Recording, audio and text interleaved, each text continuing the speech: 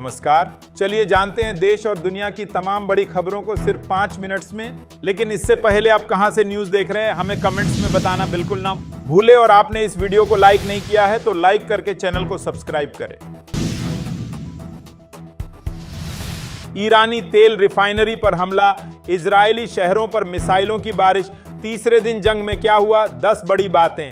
Israel और Iran का सैन्य टकराव लगातार गहराता जा रहा है। रविवार को लगातार तीसरे दिन दोनों ने एक दूसरे पर हमले जारी रखे हैं। इजरायली रक्षा बलों IDF ने रविवार सुबह ईरानी रक्षा मंत्रालय के मुख्यालय और एक परमाणु सुविधा पर बड़े पैमाने पर हमला करने का दावा किया है। वहीं ईरान ने इजरायल के ऊपर मिसाइलों की बौछार की है, जिसमें कई लोगों के मारे जाने की खबर है। आइए जानते हैं कि इजरायल और ईरान के बीच जारी युद्ध में शनिवार रात से रविवार सुबह तक क्या क्या हुआ है।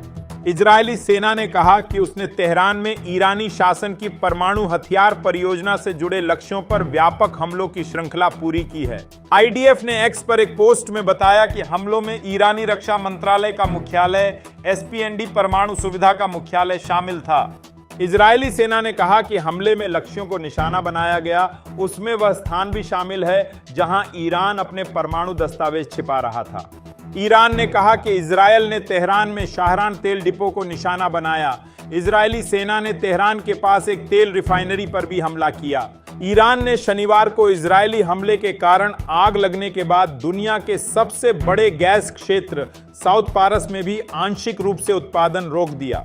ईरान ने इजरायली शहरों पर मिसाइल हमलों की नई शहर शुरू की, जिसके बाद यरूशलेम और तेल अवीव में हवाई हमलों के सायरन बजने लगे। इजरायल के टामरा शहर पर कई ईरानी मिसाइलें गिरी हैं। अब तक कम से कम 5 इजरायली लोगों के मारे जाने की खबर है।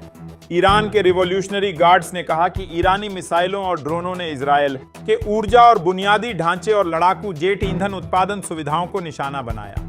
इजरायली सेना ने शुक्रवार को ऑपरेशन राइजिंग लॉयन शुरू करते हुए ईरान के परमाणु और सैन्य स्थलों को निशाना बनाया था। इजरायली हमले में ईरान के chief of staff, revolutionary guard के चीफ और एयरफोर्स चीफ समेत कई शीर्ष अधिकारी मारे गए। शनिवार को इजरायल ने बताया कि उसके हमलों में ईरान के 9 शीर्ष परमाणु वैज्ञानिक मारे गए हैं। इनमें 2 लोग ऐसे हैं जो ईरान के लिए परमाणु हथियार हासिल करने में अहम भूमिका निभा रहे थे। मारे गए लोगों के पास परमाणु कार्यक्रम का दशकों का अनुभव था। रविवार के हमलों से पहले ईरान के संयुक्त राष्ट्र राजदूत ने कहा था कि इजरायली हमलों में 78 लोग मारे गए हैं और 320 से अधिक लोग घायल हुए हैं। इजरायल के प्रधानमंत्री बेंजामिन नेतन्याहू ने कहा कि ऑपरेशन राइजिंग लॉयन की शुरुआत इजरायल के अस्तित्व के लिए ईरानी खतरे को खत्म करने के लिए की गई थी। उन्होंने शुक्रवार को कहा, इस खतरे को खत्म करने में जितना समय लगेगा तब तक ये ऑपरेशन जारी रहेगा। नेतन्याहू ने शनिवार को कहा कि इजरायली हमलों ने ईरान के परमाणु कार्यक्रम को संभवतः कई वर्षों तक पीछे धकेल दिया है। उन्होंने एक वीडियो संदेश में कहा, हम अयातुल्ला शासन के हर स्थल और हर लक्ष्य पर हमला करेंगे। अब तक उन्होंने जो महसूस किया है वह आने वाले दिनों में जो होगा उसकी तुलना में कुछ भी नहीं है। इस बीच रविवार को ओमान में होने वाली अमेरिका ईरान परमाणु वार्ता रद्द हो गई है। ईरानी विदेश मंत्री अब्बास अरागची ने ईरान पर इजरायल के हमलों के बीच इस बातचीत का कोई अर्थ नहीं है। राष्ट्रपति डोनाल्ड ट्रंप ने शुक्रवार को तेहरान से अपने परमाणु कार्यक्रम पर अमेरिका के साथ समझौता करने का आग्रह किया था। उन्होंने कहा कि ईरान को समझौता करना ही होगा, इससे पहले कि कुछ भी न बचे। इस बीच एक और खबर आ रही है। ईरान के हमले के बाद इजरायल ने मांगी अमेरिका से मदद, होगा तीसरा विश्व युद्ध। इजरायल द्वारा ईरान पर हमले के बाद से दोनों देशों के बीच युद्ध दिन प्रतिदिन और भयानक रूप लेता जा रहा है। इस युद्ध में इजरायल और ईरान दोनों देशों को भारी कीमत चुकानी पड़ रही है। इस युद्ध में दोनों देशों के नागरिक मारे जा रहे हैं। इजरायल के कुछ ऐसी तस्वीरें सामने जिसको देखकर साफ पता चलता है कि ईरान के हमले से इजरायल को भारी नुकसान हुआ है। वहीं इस युद्ध में अमेरिका के भी कूदने की आशंका जताई जा रही है।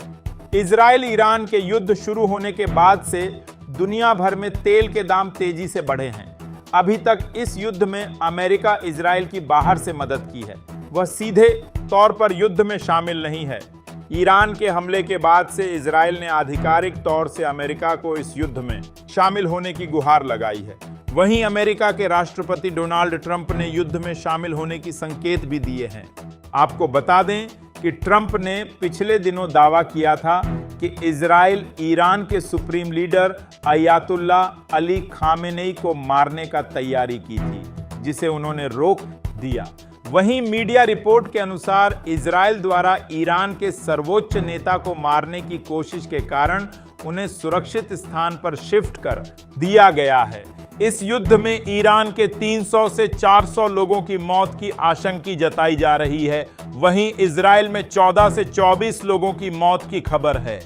ये युद्ध कहां और कब रुकेगा, इसका अनुमान लगाना बहुत ही मुश्किल है। दोनों देश एक दूसरे पर लगातार हमले कर रहे हैं। दोनों तरफ से आम लोगों को भारी नुकसान सहना पड़ रहा है। कुछ विशेषज्ञ तीसरे विश्व युद्ध की आशंका जता रहे हैं।